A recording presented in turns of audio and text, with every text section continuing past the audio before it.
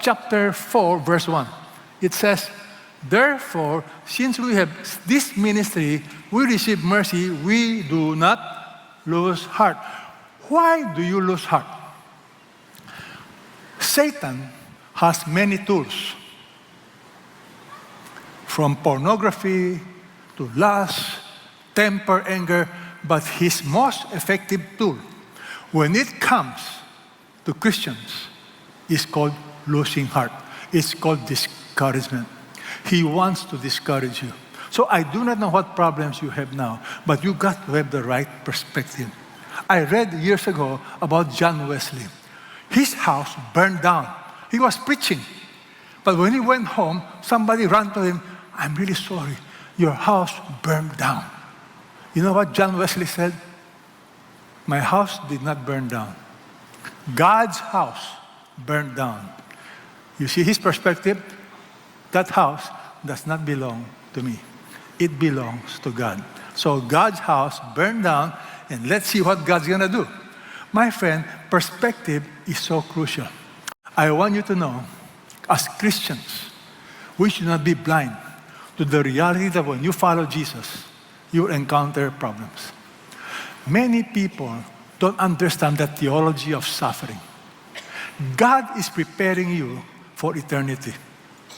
But between now and eternity, you will go through pain, suffering, testing. That should be your perspective. For the Apostle Paul, his perspective when it comes to suffering for the Lord, it's okay, it's light, it's momentary. Then he tells us the next verse. He says, we do not look at things which are sin. Let's read that. We look not at the things which are sin, but at the things which are not sin. For the things which are sin are eternal, are temporal. The things which are not sin are eternal. Do you understand? Most of us only focus on what your eyes can see. Because for you and me, this is reality, okay? This is real. But Paul is telling us there's another world that your eyes don't see. And what your eyes don't see, those are eternal. Do you realize you don't see many things, but they are true? You don't see the spectrum of light, but it's true. You don't see the spirit world. It is true. So your perspective will impact the quality of your Christian choices. Look at his perspective when it comes to dying. Okay? Let's continue reading.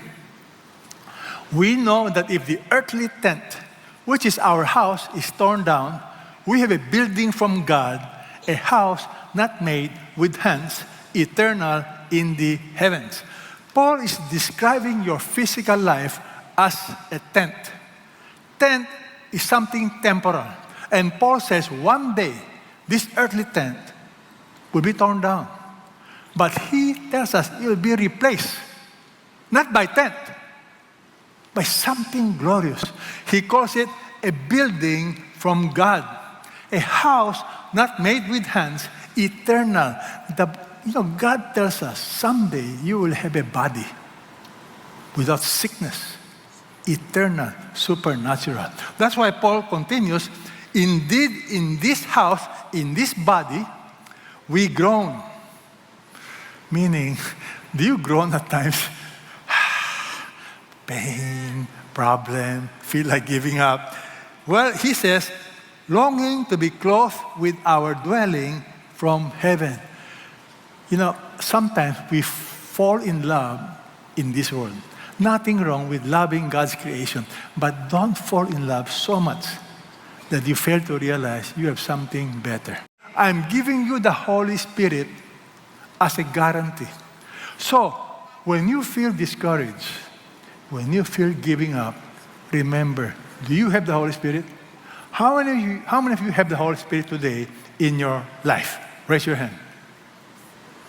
The Bible tells us a Christian is someone that has the Holy Spirit. Do you have the Holy Spirit? Yes. Are you controlled by the Holy Spirit? Yes. Only 5 people. The Holy Spirit is in your heart.